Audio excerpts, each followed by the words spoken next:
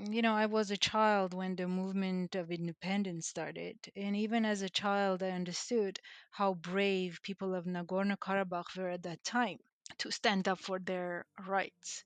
And even being away from Artsakh for so many years, I still had family at that time in Artsakh when the second and third war broke there. And it just made my ties to Artsakh even stronger. Hello and welcome to Dispersion. Dispersion is a podcast by the Zoryan Institute that analyzes and celebrates both the diverse and the common experiences of diasporas living away from their homeland. I'm your host, Jen. In this episode of Diaspora, we explore our guests' relationship with their own identity in relation to their home state. What sets this episode apart from others is that their homeland was not, or still has not been, recognized as an independent state. We explore how this fight for independence and recognition has shaped the guests into who they are today, and why they may have different relationships with their homeland than other diaspora groups. The two cases we're going to touch on in this episode today are Nagorno-Karabakh and Kosovo. I want to thank our guests Esther and Arta for joining us today. Thank you both for taking the time and coming to Dispersion. I'm really excited for today's conversation and what it's going to bring to the audience in terms of understanding a little bit more about these two cases and how that's impacted each of your respective journeys as part of a diaspora. So we're going to start off with an easy question. I'm going to ask you both to introduce yourself, provide a little bit of background on your journey and your relation to diaspora, and if it's relevant, to provide some background on the independence movements of your regions or your home country. And if there are any terminologies or phraseologies that you'll be using today, if you could define those for us and explain what they mean to you and how you'll be using them in the conversation, that would be really helpful. Esther, I'm going to come to you first. Sure, Jen, thank you for having me. So, my name is Esther. It's been over 15 years that I live in Canada, but I was born and raised in Nagorno Karabakh. So, like Nagorno Karabakh was a state, and it was always an Armenian state. It was populated by ethnic indigenous Armenians, and Nagorno Karabakh kept its language, dialect, culture, and traditions for centuries. Just to give a little bit of a background, on July 5th of 1921, after the fall of Russian Empire, Nagorno-Karabakh, by the decision of Russian Bolshevik Party, unlawfully was transferred to another country called Azerbaijan. And a new administrative unit, Nagorno-Karabakh Autonomous Oblast region, was formed at that time. So in 1988, a movement started, and people of Nagorno Karabakh did not want to be part of Azerbaijan at that time, and they wanted to join Armenia. But after the collapse of Soviet Union, Nagorno Karabakh Republic proclaimed its independence on September 2nd of 1991. And as a response, Azerbaijan undertook military action against the newly formed Republic of Nagorno Karabakh, and thousands of people died in the war between 1991 and 1994. And Nagorno Karabakh has won that war, and it kept its independence for over 30 years. And on September 27th, as we all know, of 2020, Azerbaijan attacked Artsakh with drones, and the most modern weapons were used to commit nothing short of genocide. And the war lasted 44 days. Many died, and as a result, 75% of Artsakh was under control of Azerbaijan. And in December of 2022, Azerbaijan illegally blocked Artsakh for almost a year, cut the food supplies, electricity, gas, and people literally were dying of starvation, lack of medicine, and malnutrition. Women were losing unborn children due to lack of medication and nutrition. And on September of 2023, Azerbaijan launched another attack, and the time successfully at that time, um, Armenians were deported and ethnically cleansed from Artsakh, known as Nagorno Karabakh. That was just the background. Yeah, thank you, Esther. And I think it's important to note in talking about both of these cases. But what you've highlighted is these are long-term disputes. They are long-term kind of questions that we're talking about. So thank you for providing that background. And when we talk about kind of independence movements, they aren't just one moment in time, right? They happen across decades, they happen across generations, they happen between a number of different states and lots of key players. So I think thank you for humoring me and providing a little bit of that historical background. I think it'll be really relevant to today's conversation and will help guide the specific questions that we're digging into. So thank you, Esther. Arta, for you, how has your experience been similar or dissimilar to that historical background? And if you can provide some of your own about Kosovo, that would be great. Thank you, first of all, for having me to discuss this situation. As many of you know, Kosovo has been independent since 2008. This following the brutal war that took place in the late 90s. That has caused the resettlement of thousands of refugees, including over 5,000 in Canada, me being one of them. Now, there are still over 1,600 people that are missing. And recently, Kosovo's Prime Minister, Albin Kurti, has founded an institute to document Serbia's crimes during the war, and is basically calling on Serbia to provide us the information of the unmarked graves, which they have been refusing to share the information. Now, this would be a first step into the reconciliation process, because Kosovo and Serbia need to move forward as friendly neighboring countries, as we both can benefit from each other. But we really cannot move forward because mothers still have no idea where their missing child's body is, as many of them still have no idea where those unmarked graves are. And the second one would be, taking accountability of the war crimes and apologizing, which has been a very difficult process, because Serbia continues to use those scare tactics on anyone that even tries to apologize for those, including just this week, a Serbian opposition leader, Nikola Sandulovic, was brutally attacked and paralyzed following, his apology for the Prakaz massacre, which led to the killing of 60 family members during the 90s war, and just recognizing uh, recognizing the war crimes is what both Serbia and Kosovo need to start the reconciliation process. And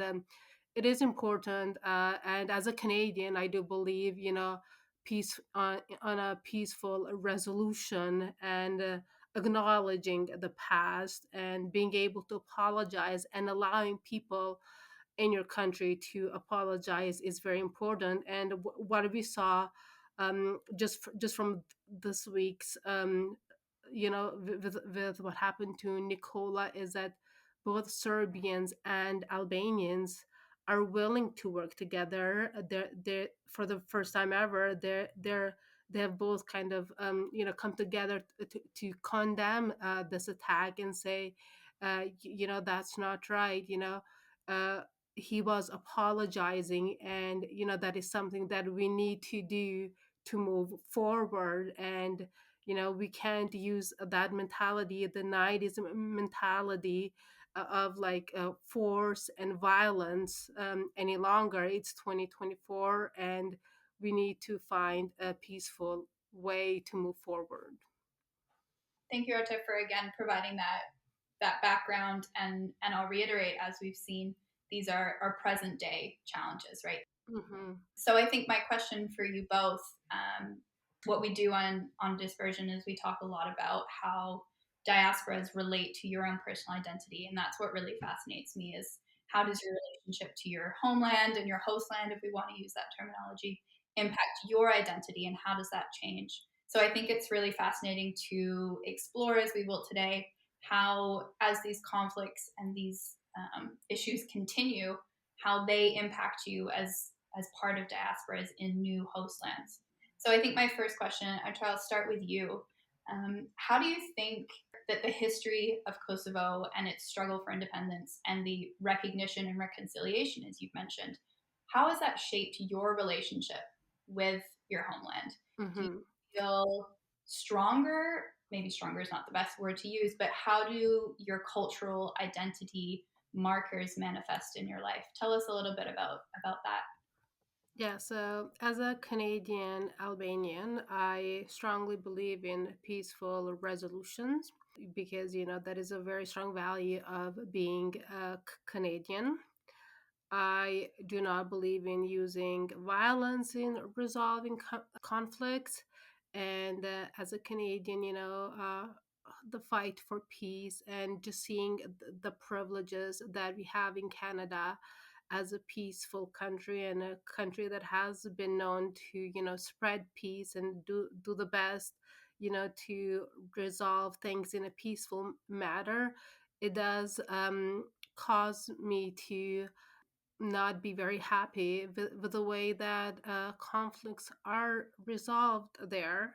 That Serbia continues to use scare tactics, continues to threaten Kosovo, and we have people in Kosovo, even family members, tell us, we are scared that following the war in Ukraine, there has Serbia has made movements and they are scared that another war will break out in the region. Now, they are the only ones that also have not condemned Russia for the war in Ukraine. And during the Halifax Security Council, International Security Council in 2021, Kosovo's President Vjosa Osmani warned us that Russia is attempting in destabilizing the Balkans just months before the invasion of Ukraine. And so it is very concerning as a Canadian because, we vouch for peace and we try to solve things in a peaceful manner. And it is very disappointing to see that it's 2024.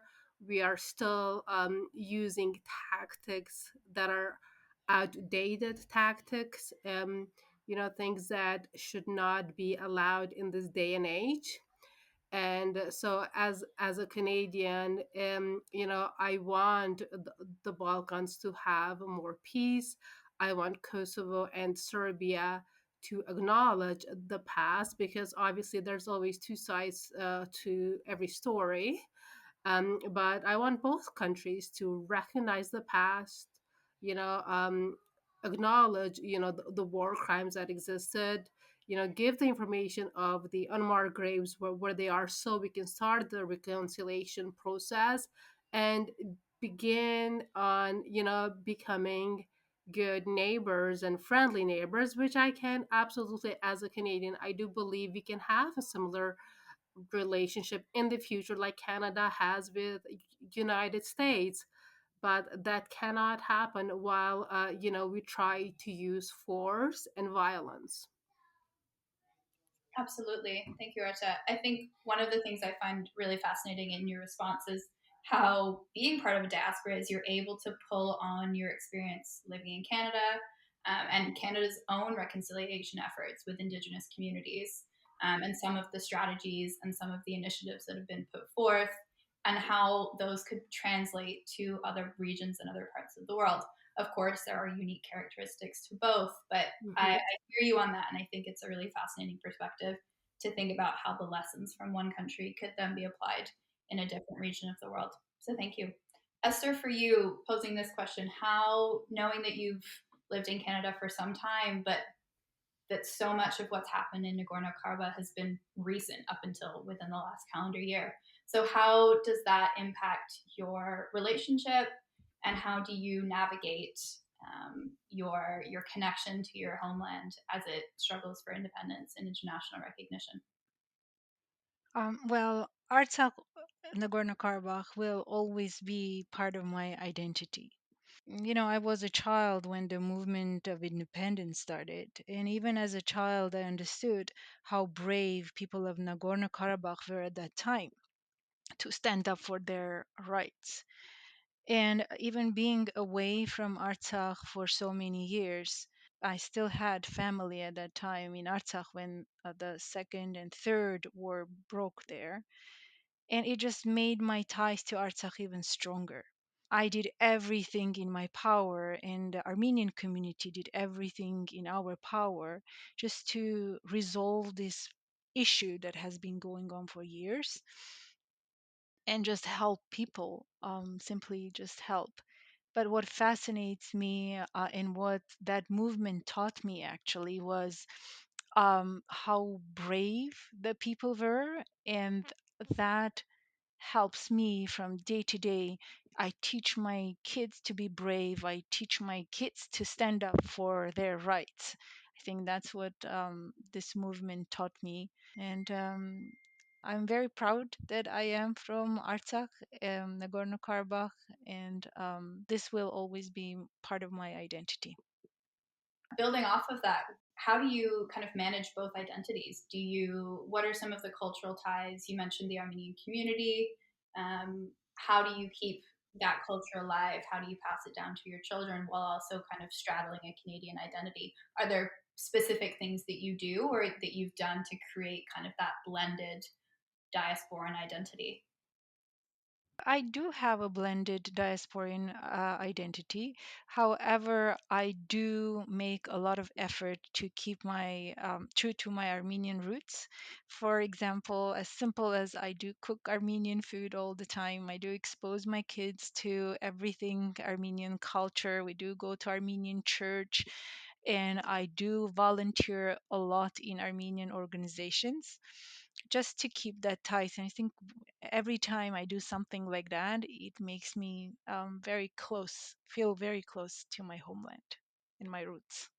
Yeah, absolutely. Food can be a big one for that, and I think having that community, we often hear that on episodes, is so important in understanding kind of what pieces of it you want to carry with you, even as you develop a Canadian identity that evolves.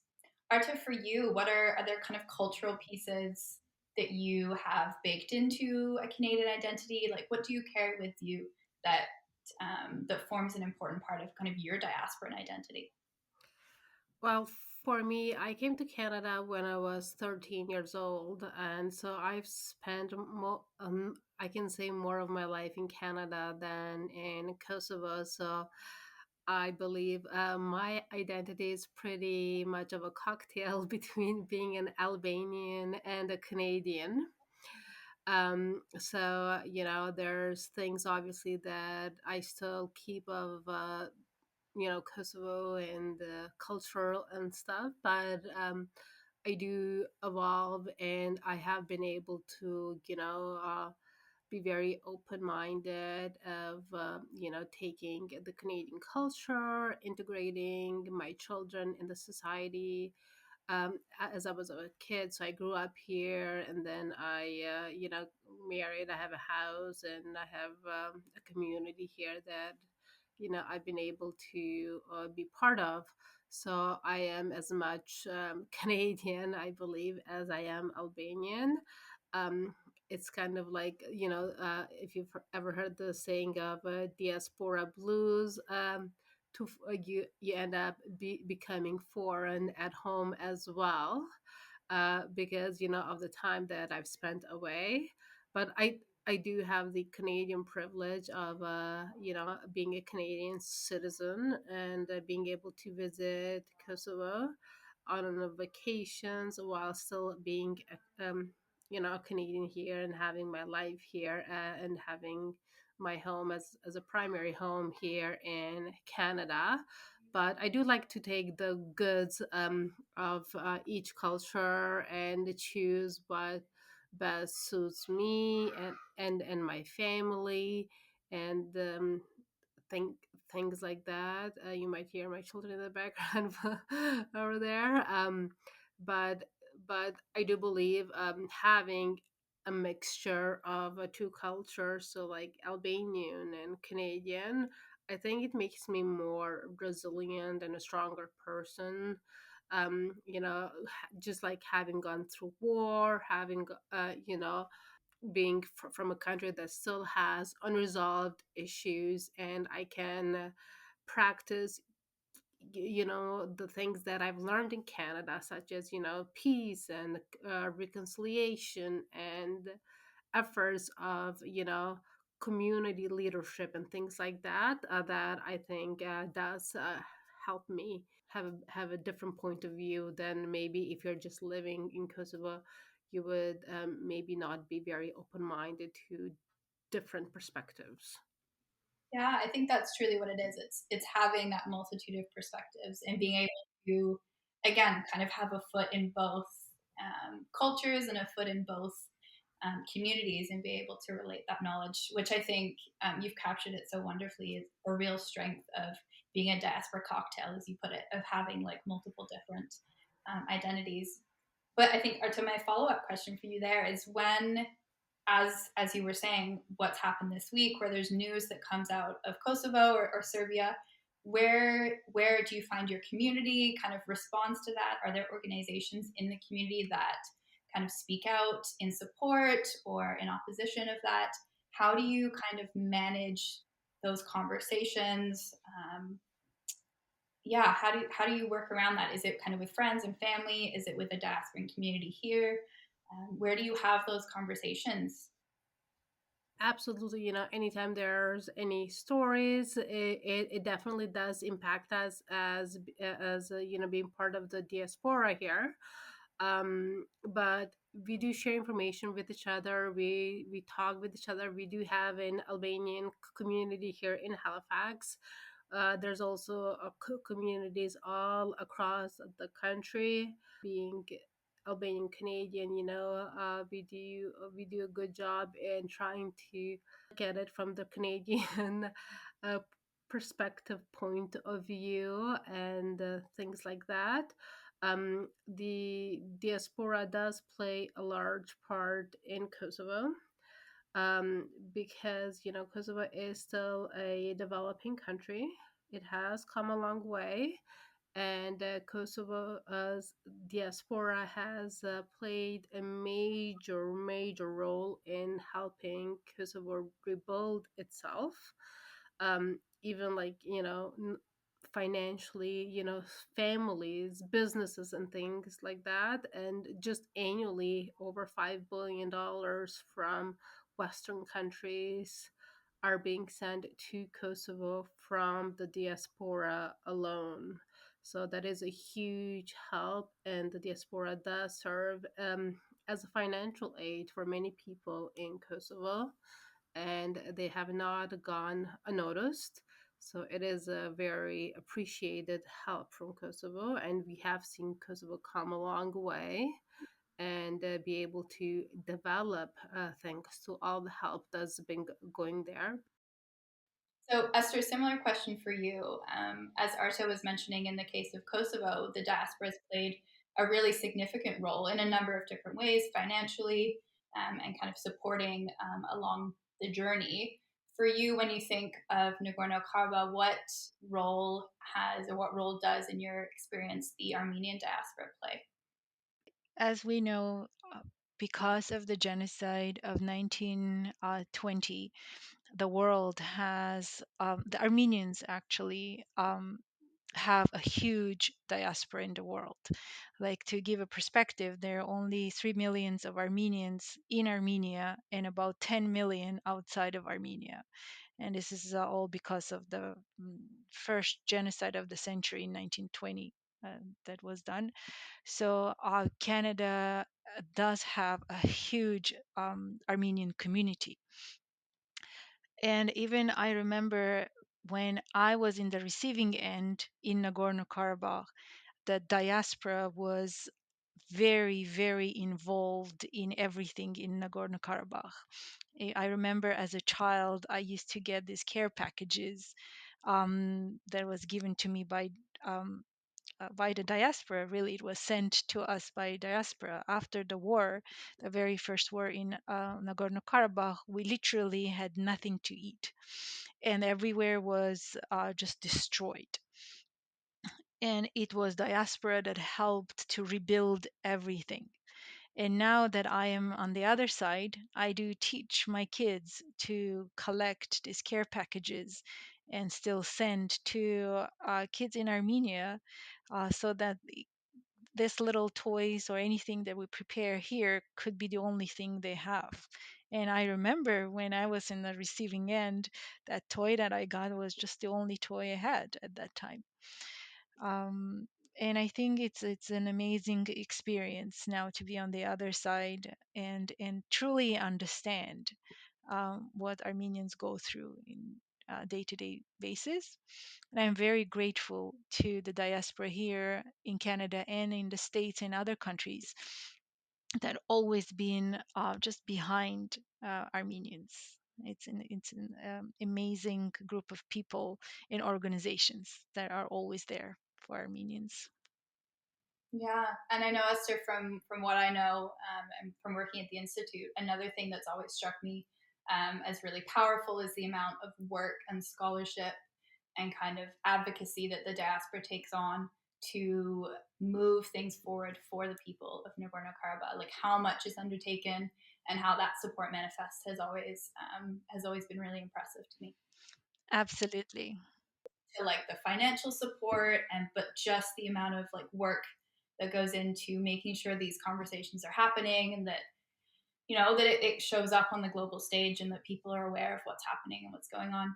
And it makes me think of a question, and I'm going completely off piste here, so I'll hope you both humor me. But I'm so interested in understanding for the both of you how digital media, how social media, and kind of how the internet at large plays a role in staying connected with Kosovo or with Nagorno Karabakh. Like knowing that the conversations about independence and kind of international recognition take place often in kind of boardrooms and conferences across the world. How do you think diasporas help push those conversations forward digitally? Have either of you noticed that that's a way that you or community members have kind of supported from the diaspora?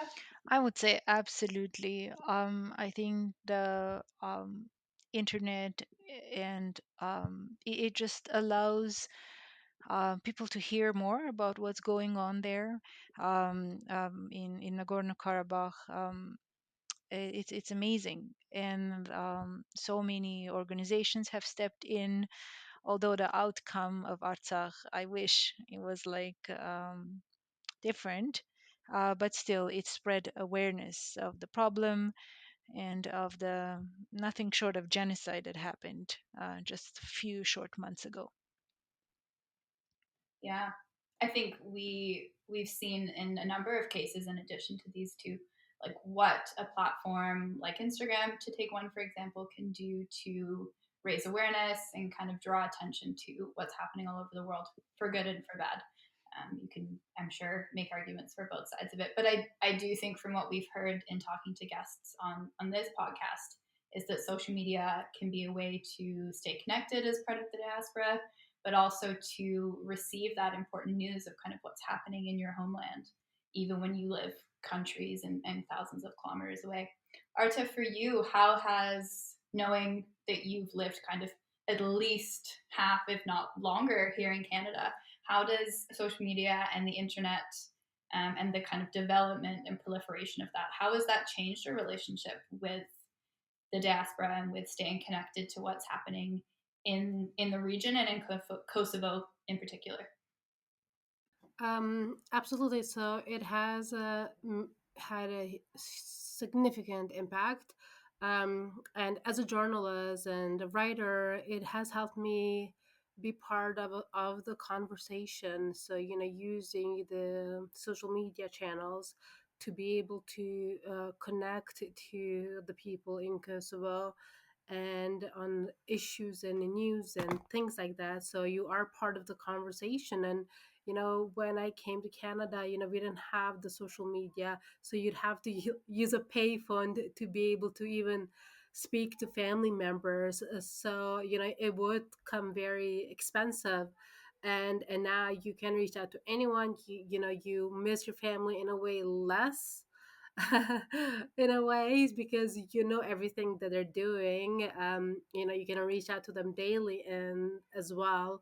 But it is especially for those of us who are into you know newsy worthy stuff, and social activism or anything like that. Social media gives you the power to use your diaspora voice, with your diaspora knowledge that you have gained living outside of Kosovo, and the different lens, and seeing things from a different perspective, and in a way has been able to teach people in Kosovo of a different views, different perspective, and it has worked. It has helped people there, to, especially for Kosovo that just gained, visa-free travel this month within the countries in the Schengen area in Europe. So until now, the only people who've had families or who lived abroad were able to travel to those countries, and so they kind of lived in a box. So if you don't have the opportunity to travel outside of Kosovo, you're kind of stuck in there and stuck in, you are your environment, right? So social media has helped people get out of that zone, uh, um, in a way, have your mind travel to other countries through social media, so you're able to see different perspectives around the world, what's happening, thanks to social media, because they didn't have the chance to see what's the coolest trend, what's the news in Europe, all those things that shape us who we are. They didn't really have access to. Yeah, absolutely. I think we've heard it from guests here too that there's an element of kind of forming diaspora digitally as well, right? Like you, Arta, you're in Halifax, but there may be someone in your diaspora on the other side of the country. Canada is such a huge country. You may never actually meet in person, but how can you form a diaspora community within the Canadian diaspora? I think it's so fascinating the different levels that social media and just digital connection can bring. And I think, Esther, in the case of Nagorno-Karabakh, like the mobilization of the diaspora, what technology allowed, and how it kind of bolstered that, I think is really interesting. Were there particular ways that kind of community got together in Toronto or in Canada specifically that were supported by technology to kind of help respond to recent events? Absolutely. Just to give you a perspective, when the war started in 2020, sorry, through Facebook, we had created so many groups, and we were raising money for displaced people of Artsakh, and families who have lost their only provider, for example, or people who were injured and they needed medical help. We have, through this social media, we have raised so much money, and we're able to help all these families. And I think it was amazing. Every Armenian in the world felt part of, helping um, Armenia. Yeah, I think such an important aspect of diasporas as they develop. We've said this multiple times on Dispersion that diaspora seems to be kind of an evolving concept, right? It started out as one kind of definitive term, but what it means for people today can be very different as people come from multitudes of diasporas and form their own identity. And I think the digital element of diaspora is kind of the next frontier for how we see the field developing, and how being able to be connected globally impacts people's relationship with their homeland, with their host land, with multiple different lands that they come from and identify with. So I know that was a little bit of an aside to our conversation, but thank you both for sharing your experiences, because I think that part is really fascinating, particularly when we talk about successionist states or independence movements, how, as we see those unfold in the future, as we will, how technology and kind of the digital aspect impacts that. So thank you both. That kind of brings me to my end of my questions today. Thank you both for sharing kind of your personal experiences, but also some really important historical context pieces and current pieces of context as well. I think that was very helpful to supplement any conversation about diaspora identities and communities. So thank you both very much for joining us today. Thank you, Jen. Thank you. And thank you for listening to this episode of Dispersion. It is a podcast by the Zoryan Institute, a nonprofit organization that serves the cause of scholarship and public awareness relating to issues of universal human rights, genocide, and diaspora-homeland relations.